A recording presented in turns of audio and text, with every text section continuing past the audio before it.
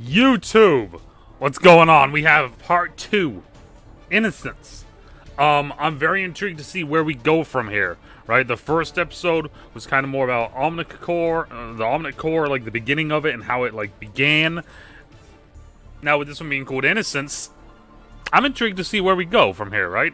Are we going to continue from where we left off, or are we going to kind of veer a little bit and go see something else?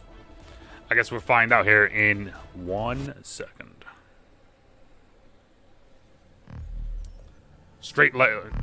Leaving off straight where we left off. Got it. Aurora was the first of us to awaken. Aurora. Can you imagine how she must have felt? Oh. Born in a laboratory, surrounded by your creators. And then you learn the truth. That there is no other creature like you anywhere. That you are truly alone. Well, that kind of hurts when you word it like that.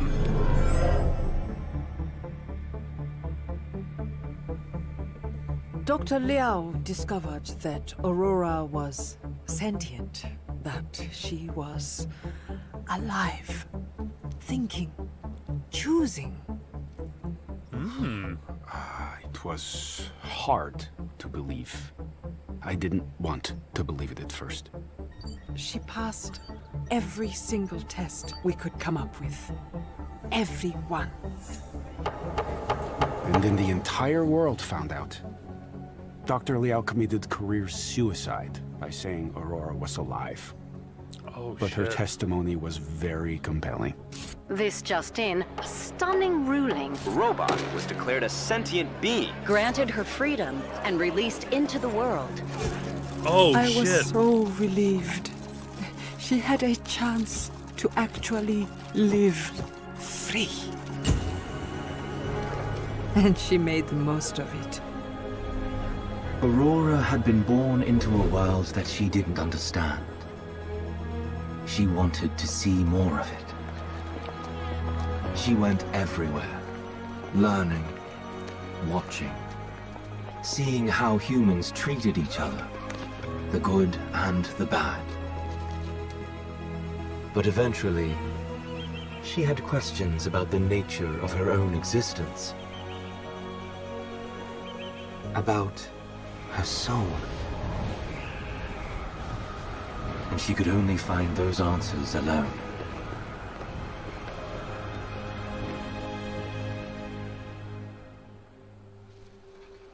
Oh, well, while all that was happening, there was a lot more scrutiny into OMNICA Corp's operations. It didn't go well for us. Overspending, mismanagement, fraud even. In a couple of years, OMNICA was done. Shit. All those automated production lines, completely abandoned and unmonitored for years. By humans, anyway. Breaking news out of Nigeria. Countless social media reports of an invasion underway. It remains unclear exactly what's happening in Central Africa, but we do have some footage from the scene. Also getting eyewitness reports of strange robots designed for combat. We were caught by surprise. The world was caught by surprise. Is this Aurora? No. Right? Omnics were attacking everywhere. It seemed like every country was hit from every direction, all at once. We didn't know it then, but one of the God programs, originally designed to help humanity, had hijacked Omnica's production lines to build warbots of its own design. They called it Anubis. It was built to maintain ecological balance of all things. For conservation. Its goals could not be achieved without the end of humanity. And it used us to carry out its plan.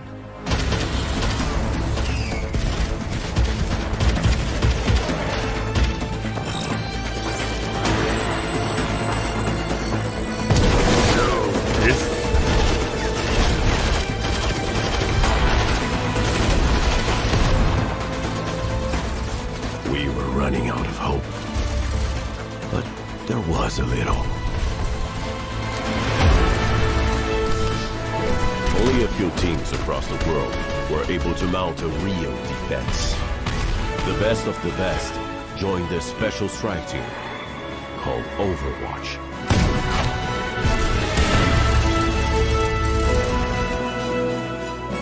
It was a brilliant decision to recruit Dr. Liao.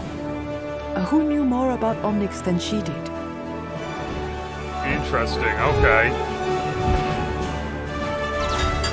Those first victories showed the world what Overwatch could do. Soon the strike team was joined by a whole army.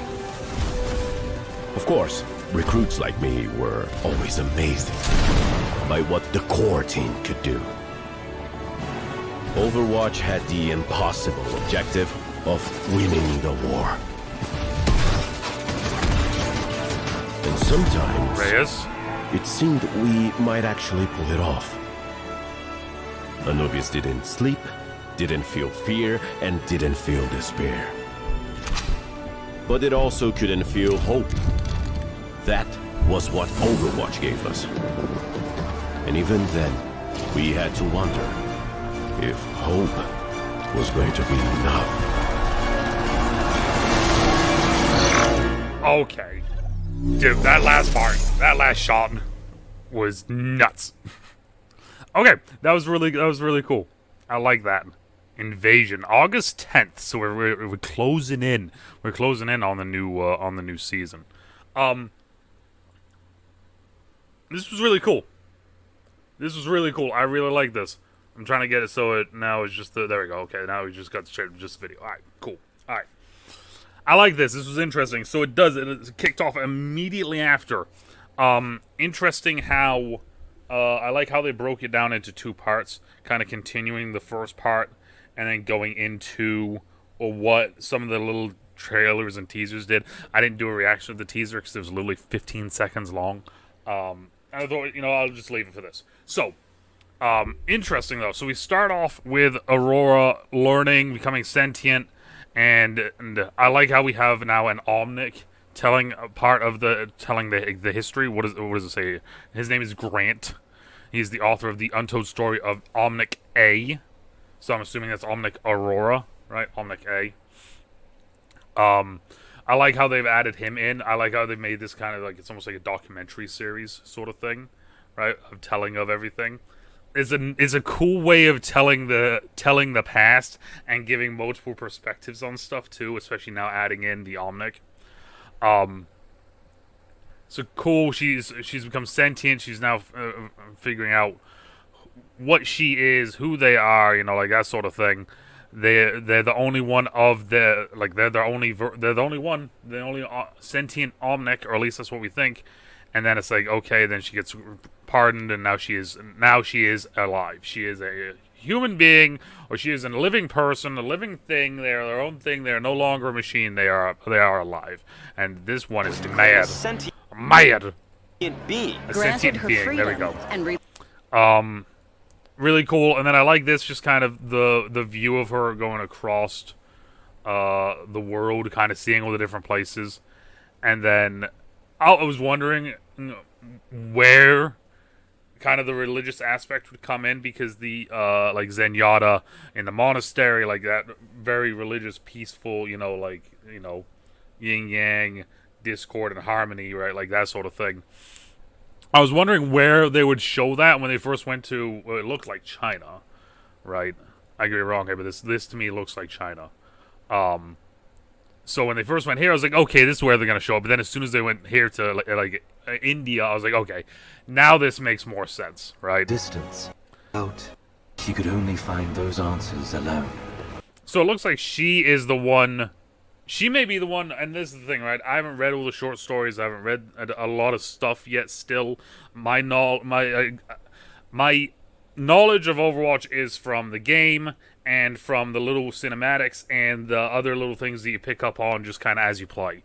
I need to read the books, I need to read the lore, I need to read all that so I can get a better understanding. So to me, this seems like she was the originator of kind of the Omnics being, you know, kind of like the Zenyatta, the peaceful, you know, like that sort of thing.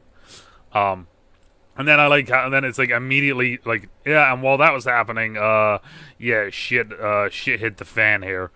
There was a couple things I saw that were interesting me. So this part here, to help humanity, had hijacked OMNICA's production. So the Ravager here, as we now know from an Echo Ramatra voice line within the game, these are called Ravagers, which Ramatra was. So I'm wondering... lines to build warbots. They called it Anubis. Anubis. It was built to maintain... I'm wondering if down the line somewhere we might see this as maybe this as a character, as an Omnic character, maybe at some point, right? Because we have an Omnic tank, we have an Omnic support. What if Anubis, and I guess technically we have two Omnic tanks, right? Because we have Orisa technically as an an Omnic technically, but not really. Same thing with Bastion, technically an Omnic, but not really, right? I guess it would be just considered. Anyways, rambling too much. I wonder if we're gonna see like the like a Anubis as a actual entity and not just a program. Ecological balance of all things. For conservation. I like this. Its goals could not be achieved without the end of humanity. And it used us to carry out its plan. Very interesting how it's like, you know, it's like they're saying about how the Anubis program was about the environment and making sure everything stays in peace and everything stays, you know, kind of like intact harmony, right? And the only way they could do that is by killing all the humans. Because, of course, we're such great people, aren't we, Hammy? Yeah, so just kill us all. Kill us all and then they can restart, right? And then, of course, then we start getting into... Overwatch shows up. Only a few teams. So Reinhardt, Soldier, Reaper, who in this stage is Gabriel Reyes, but this eventually becomes Reaper, right? Across the world were able to mount a real defense. Ah, boy, the boy. Look at The him. best of the best joined the special strike team.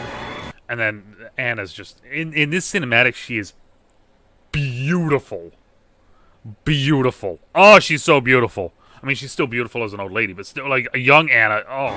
Called Overwatch. Also, can her gun do this, like, do that much damage, please? It was a brilliant decision to recruit Dr. Liao. Who knew more about Omnics than she did?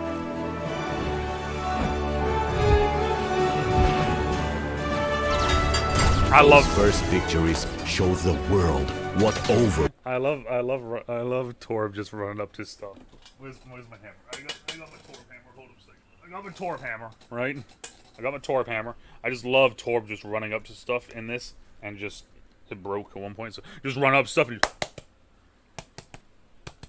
like literally not even really doing anything. He's just running around hitting stuff. Look, bop, bop, bop, bop. Those Jumps first down. victories show the Bop, bop, bop, world bop, bop. what Overwatch could do. Soon the strike team was joined by a whole army. Of course, that. It's hilarious. recruits like me were always amazed by what the core team could do. What the core team could do. And then, of course, then we get this look, which is going to lead us into the next one. This look here, which is going to lead us into the next one, which I've already forgotten what the next one is called. I'm going to look real quick because I have it saved. I have it saved on my phone. Rebirth is the next one. So I'm assuming that's going to be... They're going to be Aurora. It's probably going to be Aurora, and then, like, harmonizing and, like, the war not happening that much, and then maybe even Echo, tease at Echo sort of thing, maybe. Either way. This scene, this just right here, just, oh. This was awesome. This was a really cool one. I like this. It continues the story and gives us more backstory on Overwatch, the Omnics, and all that. And it actually is visually showing us versus just the short stories, which just give us the words. But this is really cool. I really like this. This is a really good. This is a really good chapter, or part, I should say, part 2. The second. Next week, like I said, we get part 3, Rebirth. I'm intrigued to see what we get out of that. yeah, this was really cool. I'm trying to figure out. I know for a fact that there was a Echo short story that just dropped. I think, if I remember correctly, from what I saw online. I'm not sure exactly when I'm going to start doing the short story readings, but it will be probably within the next month or so. So maybe once the new season starts for Overwatch, maybe I'll start then. But yeah, no, we're just gonna slowly go through all the short stories. We'll read them, talk about them, and yeah, I'm excited. I'm excited to see where this goes. But let me know down in the comments what you guys think of Innocence, right? The second part. And yeah, as always, depending on where you are, morning, afternoon, even night, stay trouble, stay safe, and we'll talk to y'all later. Bye. What's that, Hammond? You don't know why you're not in this yet? Because, man, you're too overpowered. They can't just have you rolling around doing things. Come on now.